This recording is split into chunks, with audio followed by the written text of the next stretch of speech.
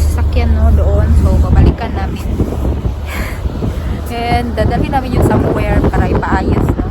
Kasi malapit na yung technical inspection nun. Ngayong buwan na yun, no.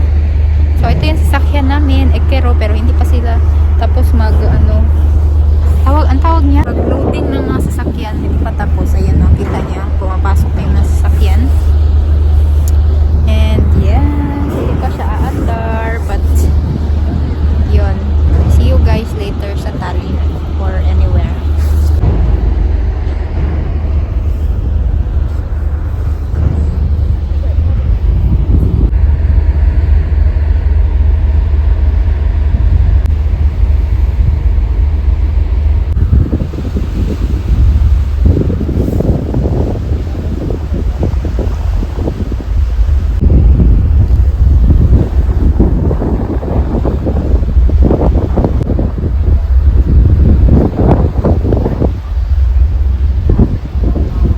Klausīties mūziku, grāmatas un spēlēt spēles. To var darīt, izmantojot austiņas. Ja jums nav savas, jūs tās varat iegādīties pie lūgums. Brauciena laikā piesprādzējieties ar drošības jostu un tas saugumu držīs. Vaikšķodami autobusu salone laikykitės saugumo reikalavimų.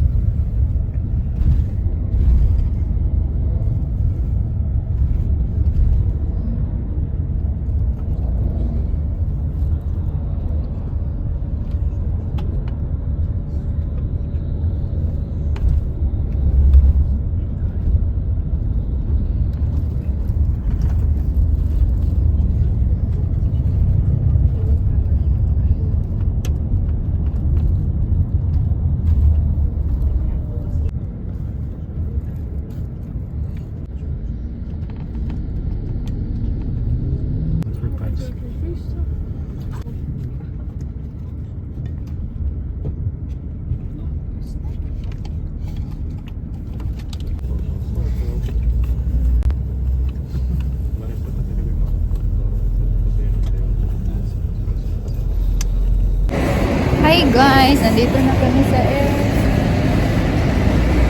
sa terminal ng Riga.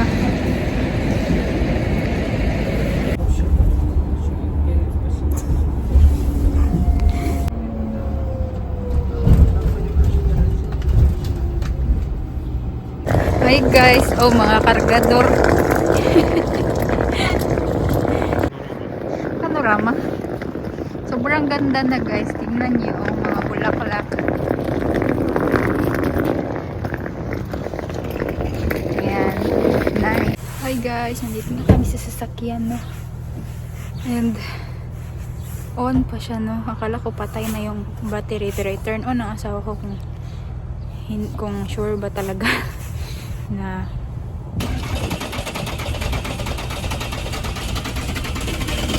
oh, perfect. Okay, dito na kami sa sasakyan guys, no? Dito na naman tayo matutulog. Good night. Ay, see you tomorrow. Hi guys, good morning. Nandito kami sa Lidl kasi bibili kami ng pagkain na makakain. Patsanilas lang kami kahit ang lamig. Oh, di ba?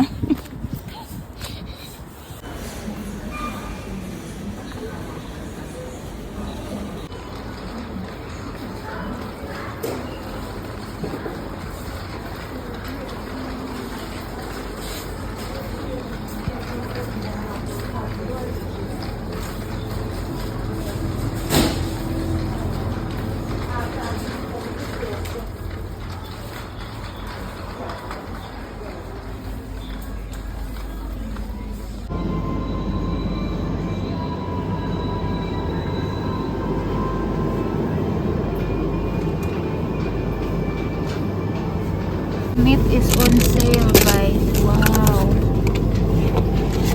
Wow, yawan. Wow. Mura lang ang mga karne dito guys sa Latvia. Mas mura talaga siya. Mga double price siguro sa Finland. Or triple price. See, 1 kilo na yan ha. Na nito. Mahal pa sa Finland.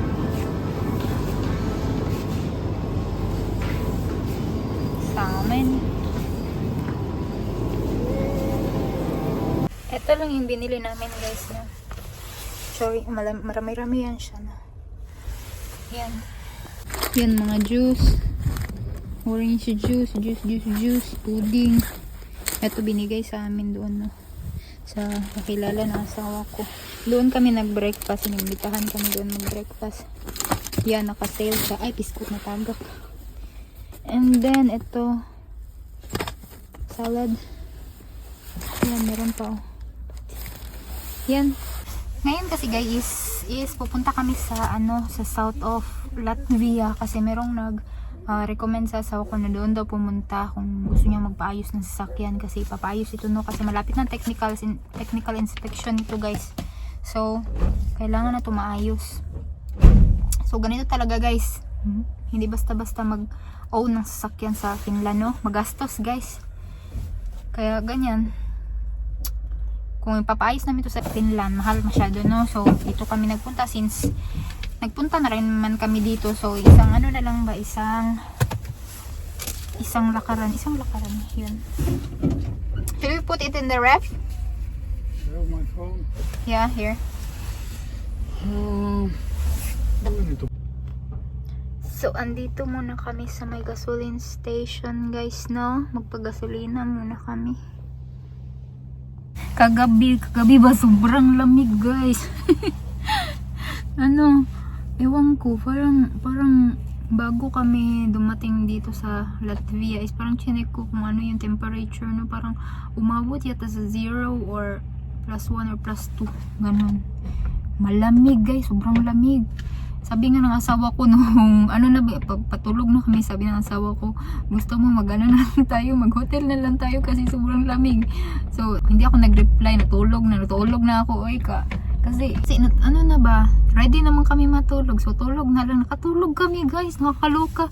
Sobrang aga namin natulog, alas 9, tapos gumising kami ng alas 9. So hindi kami makapaniwala na nakatulog kami ng ganun kalamig. Ewan ko, sobra napagod siguro kami sa biyahe no. Galing pa sa Finland tapos papunta dito sa Latvia. So yun guys. Tapos naalala nyo yung couple na nag-invite sa amin yung sa other video ko ba yung tumugtog. In-invite nila kami na mag-breakfast sa kanila. Sobrang bait nila no. Kasi hinandaan nila kami ng breakfast. Doon kami nag-breakfast sa kanila. Sabi ko nga sa asawa ko, kung babalik tayo sa kanila, dapat marami rin tayong ibigay sa kanila. Meron na kaming binigay lang namin sa kanila is coffee lang man. Yun lang yung nabili namin no, kasi sobrang nagmamadali rin kami nung nasa Tallinn kami guys. Kasi hinahabol namin yung bus papuntang Riga. So nung Helsinki to Tallinn 11:30 na yata dumating. So yung yung bus namin is 1:00. Tapos kailangan pa namin pumunta doon sa Nautica, doon sa shopping center malapit sa port kasi mayroong in-order yung asawa ko ng mga car parts no. Kaya ayun, gahol kami sa oras guys. Tapos nag-shopping lang kami ng very light. Bumili lang ng kape yung asawa ko, yung naka-sale ba ng mga kape. Tapos yung mantika, kasi mahal ang mantika no. Tapos yun, ito, tiglinis ng window. So yung pupuntahan natin guys is south yun siya ng Latvia no, yung pupuntahan natin ngayon. Sobrang malapit lang galing dito, mga 1 hour and 30 minutes lang, malapit lang, but nasa south siya ng Latvia. Tapos malapit na siya sa border ng Lithuania, sin sobrang lapit na lang ng Lithuania no. Hindi pa ako nakapunta sa Lithuania kasi nga pag nagta-travel kami guys, kasi merong mga nagko-comment nun na bakit daw kami nagda-drive kung saan kung walang rason, like ganyan na ba kami kayaman sa tingin nyo para mag-drive or mag-travel ng walang rason? Amazing naman no. Kaya, guys, merong mga rason kung bakit kami nagta-travel no. Yung pagta-travel namin is may rason yan guys no. Hindi naman kami mayaman para magsayang ng pera no, sana all. So may mga rason yan. For example, yung galing kami sa Tampere, kung napanood nyo yun, di ba? Meron kaming kinuha na mga gamit sa Varasto, sa storage ba? Dinala namin yun sa Riga. And may bayad yun guys. Ganun. Hindi pwede na walang rason. Tapos sa Riga, yung pagdating dito, kailangan namin i-check yung sasakyan. Tapos merong binisita yung mga asawa ko. Syempre, hindi ko pwedeng sabihin kung sino yung mga binibisita niya, no? Kasi privacy niya yun. Tapos, ano pa ba? Kailangan namin dalhin yung sasakyan dito kasi ipapaayos. Ganyan ba? So, merong rason. So yun, na-shock ako sa sa comment. Bakit daw kami nagpunta doon sa Tampere? Nagsasayang lang daw kami ng gas. Talaga ba? Feeling ko thumbnail lang yung tiningnan niya, no? Syempre, ganun dapat ang thumbnail. Dapat catchy. So yun. So lalarga na tayo guys kasi tapos na yung asawa ko. Umuulan ng yellow guys. Ayun, lalaki. Kaihion ako guys no, nag-stop kami dito in the middle of nowhere. Achor. Punta tayo dyan. Ihi muna tayo na. Yan. Iiwan ko kayo dyan.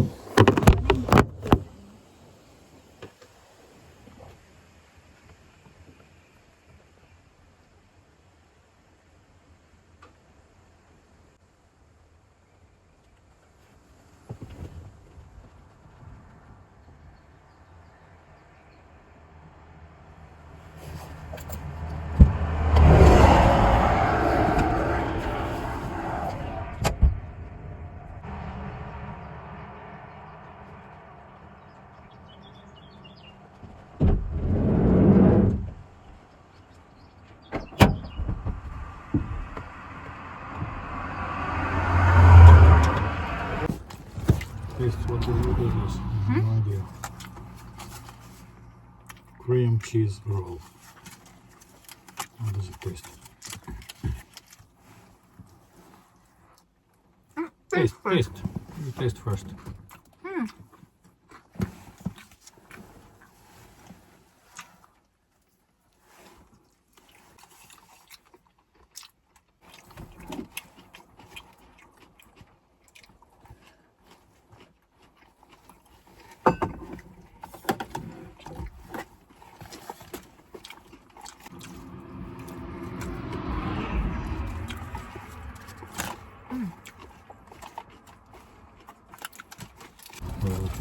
Undiscounted. Bread. What is this? It tastes like smoked Smoked cheese. yeah, yes. Let's put it so because it's delicious. Gusto ko yung ganito na cheese. I like cheese like this. The one that looks like a cottage cheese.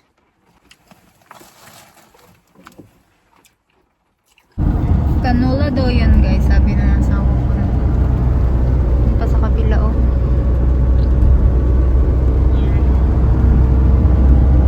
Malapit na kami dumating na.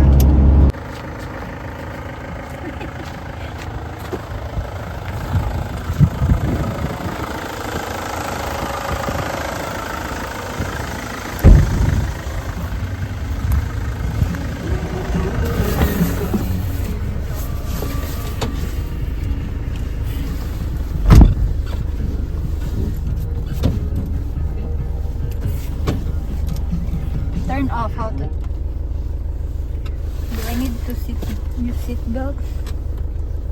No. Okay. Okay.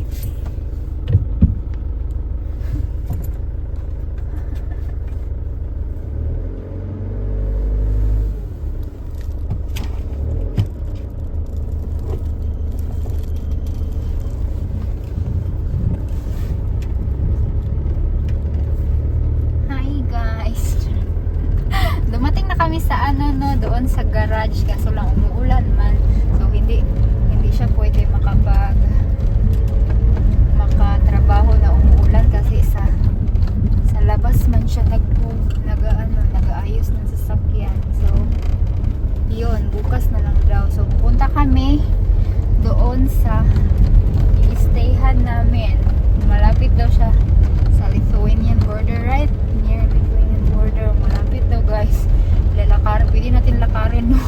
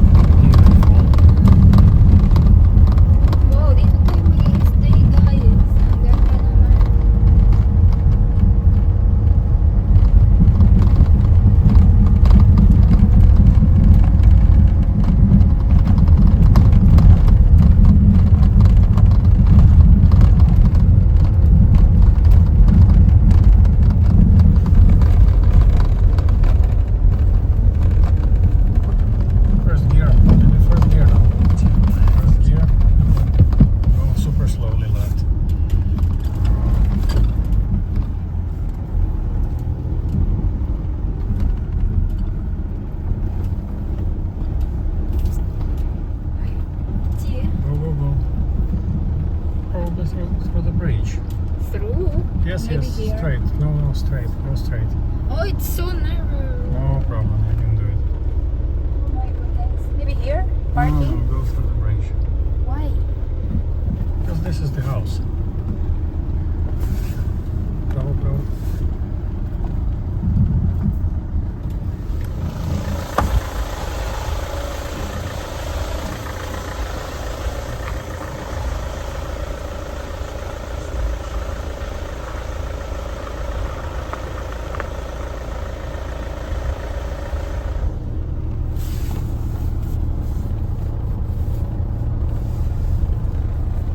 Let's park here.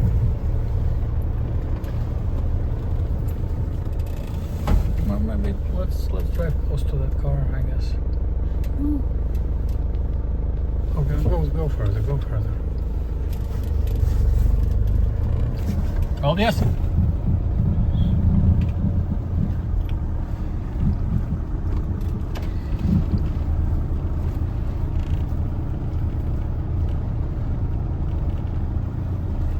I don't know.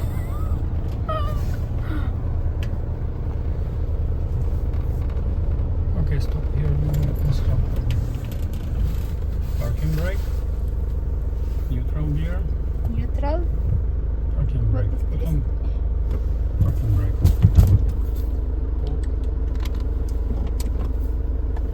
Stop.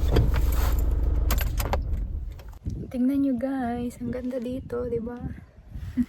Андрей, ты как легче запомнить. Андрей, я легко запомнить, я брата. А девочку забыл. Слева. Слева. Заходи. И налево.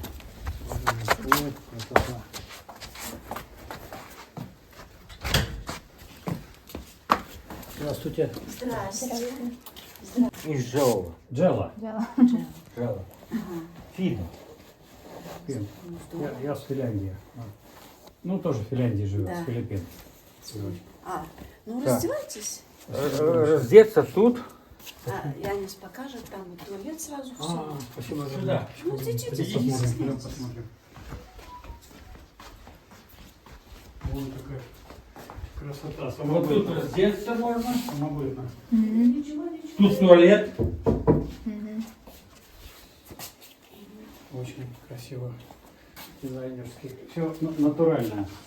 Старинный дом, да. Старинный, очень старый. Тапочки одевайте. 1500 год. Ух ты! 1500. Да. Вау! 500 лет назад. Да. 500 лет? Ян, только котиком отнеси, пожалуйста. Так, покушать будете сейчас? Всю дорогу кушай. Чайку символически. Супчик у меня легкий. Суп, чуть-чуть символически. Спасибо огромное. У нас там подарков тоже сейчас принесут. Сейчас я принесу там кое-что. Так значит, если здесь это будет, да, куда подъехать удобнее? Сюда нельзя. Здесь не ставить. Можно.